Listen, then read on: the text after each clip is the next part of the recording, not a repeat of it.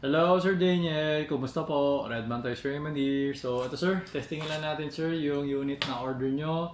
The KJ Works KP07 and the KJ Works MK2. Okay? So, yan sir. The magazine, niligyan ko na siya ng 5 rounds.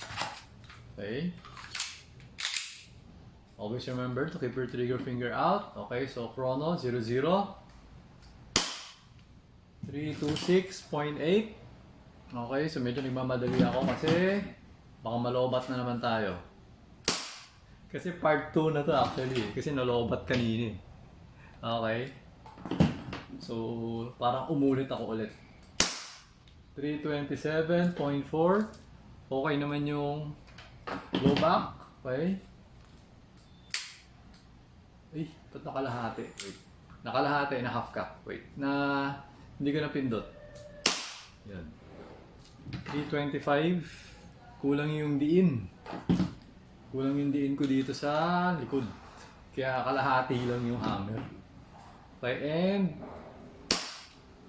yan, the last one. 318.2. Okay? So ngayon naman, nag-open chamber, no? So, removing the magazine, wala nang bala. Okay? So, lipat tayo dito sa MK2. Yan, nilagyan ko ito ng 1, 2, 3, 4, 5, 6. 6 na bala. Okay? Nilagyan ko naman ng gas. Teka lang. Walang gas. Okay. Gumagana pa naman ang ating chrono. Mandar pa. Alright. So, inserting. Okay, on naman. Game. Firing. Okay. 388.1.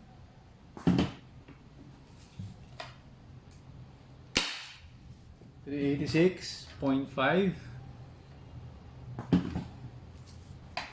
Medyo malamig kasi dito dahil ang ating aircon ay 24/7. Okay. 382.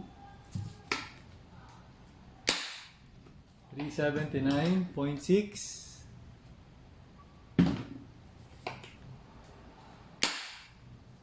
377. Ang lakas pa rin no? Compared sa ano. 374. Okay? Ano pa ba? Ana. Alright? So, ayan.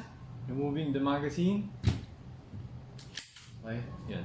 So, ayun sir, okay na itong mga unit. So, mga extra mags, no? So, ipapaka na siya para mapadala ko na siya sa inyo. Okay? So, ayun sir, thank you for your order. Until next transaction po, always remember to stay safe, stay great, be good, and be thankful always. God bless po sir. Bye-bye.